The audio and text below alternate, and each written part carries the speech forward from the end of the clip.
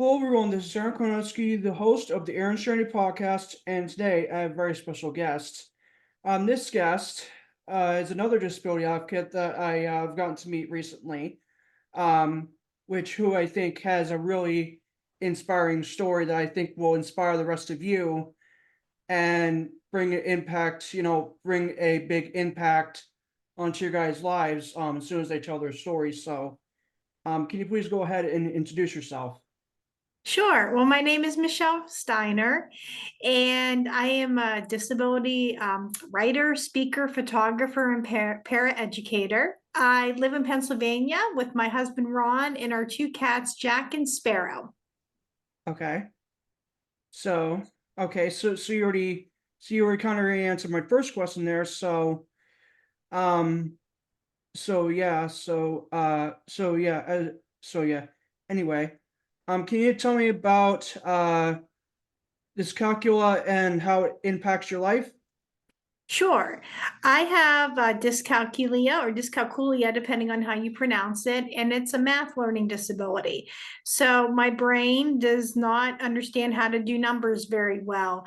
I can see numbers as they are. I don't reverse them, but I struggle with things such as totaling items up at the grocery store. When I was in school, it was trying to remember all my how numbers work, like fact families. I still don't have like all my numbers memorized, and I also struggle with things such as just trying to be able to convert my right from my left. With I confuse that a lot, and I cannot read an analog clock as well.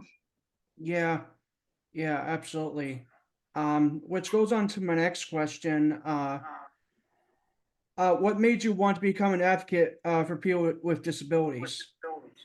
What made me want to become an advocate for people with disabilities is I wanted to make a difference and be able to help others. That is one of the greatest things about my job when I work as a paraeducator.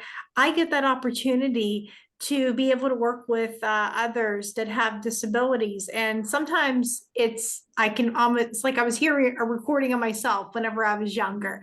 I get a lot of people that say, I hate my learning disability. I wish I didn't have it. And I get them the chance to tell them it's not a bad thing to have a learning disability and that I have one, and we show them ways to advocate. And I also get that connection whenever I write. A lot of times I'll have my audience people will tell me, well, that's my story as well. So I just think that's definitely powerful being able to do that. Absolutely, absolutely. So, which goes on to my next question. Can you tell me about your blog and what it is about? Sure. My blog is called Michelle's Mission, and I write about life with a learning disability. I post a lot of stories about that. And I also combine my love of photography as well. I love being able to work with other people that have disabilities and just being able to show, like, because I can't drive because of my visual perception. It's in my brain, not in my eyes, but I get a chance to be able to pick up details that other people might miss. Yeah, absolutely. So, what would you say is the biggest obstacle you ever had to face?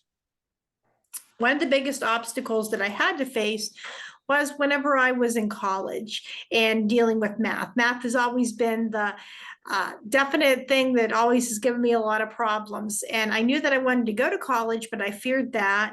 And I had a teacher that told me that they didn't think I could do math. Or I couldn't go to college because of my math.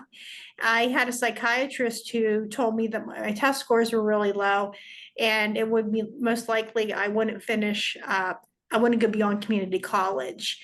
And sure enough, when I got to school, a lot of the subjects were difficult, but math was always the hardest one.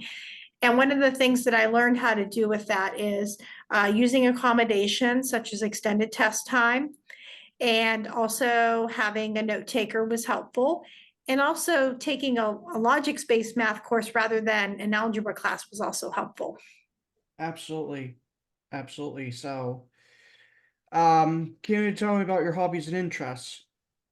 Sure. I love to read. That's always been a big thing that I love to do. I also love to write. Writing has also been very healing for me. That was one of the first things they found out I was really good at when I was younger. And I think I wrote a story about a dinosaur, and my dad said it was really good. And that just encouraged me to write more. Photography is another big hobby. Whenever I'm on a walk, I get a chance to take pictures of flowers or anything else in nature. My husband and I also love to travel as well, and we love to take pictures. Yeah, absolutely. Absolutely. So to go in for my last two questions, what advice would you give to someone with a disability?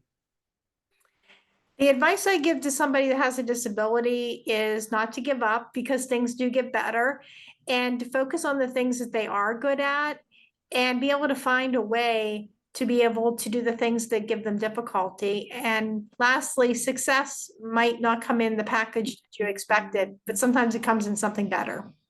Oh yeah, absolutely, absolutely. So for my last question, how can people contact you? You can find me at my blog, michellesmission.net. All right. So, Michelle Steiner, I'd like to thank you so much for your time, and it was a pleasure having you on tonight. Oh, well, thank you for having me on. It's been a pleasure. Yeah, you have a good night, Bye-bye. okay? You too. Bye-bye. Bye.